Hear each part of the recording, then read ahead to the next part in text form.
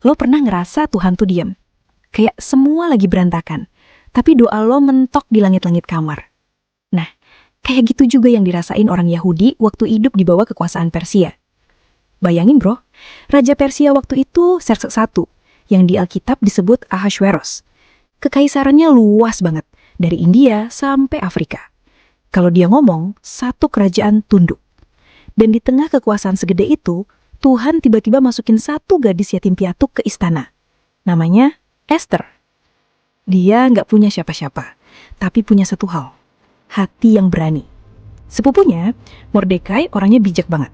Dia yang bilang ke Esther, siapa tahu lo jadi ratu justru buat saat kayak gini.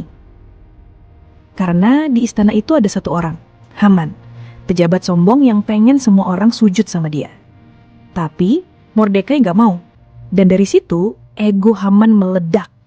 Dia rancang-rencana buat melenyapkan semua orang Yahudi di seluruh Persia. Dan lo tahu yang paling ngeri?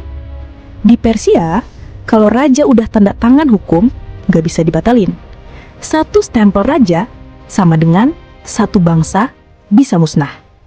Esther tahu resikonya, tapi dia nggak lari. Dia puasa 3 hari, terus bilang, kalau aku harus mati, ya udah, aku mati. Dan dia masuk ke ruang raja tanpa izin, yang bisa bikin dia dihukum mati di tempat. Tapi justru di situ, Tuhan gerak. Raja nerima dia. Esther buka semuanya. Dan Haman digantung di tiang yang dia bikin buat Mordekai sendiri. Gokil ya, Tuhan gak muncul di cerita ini. Namanya aja gak pernah disebut. Tapi jelas banget, semua langkah kecil itu diatur sama dia. Kadang Tuhan gak ubah situasinya. Dia ubah orangnya. Lo, gue, kita, buat berdiri di tengah situasi itu. Sekarang, Persia udah gak ada. Istana Susan cuma tinggal reruntuhan di Iran. Tapi keberanian Esther masih hidup. Dan sebagai peringatan, ditetapkanlah Hari Raya Purim, yang berarti undian, jadi pengingat.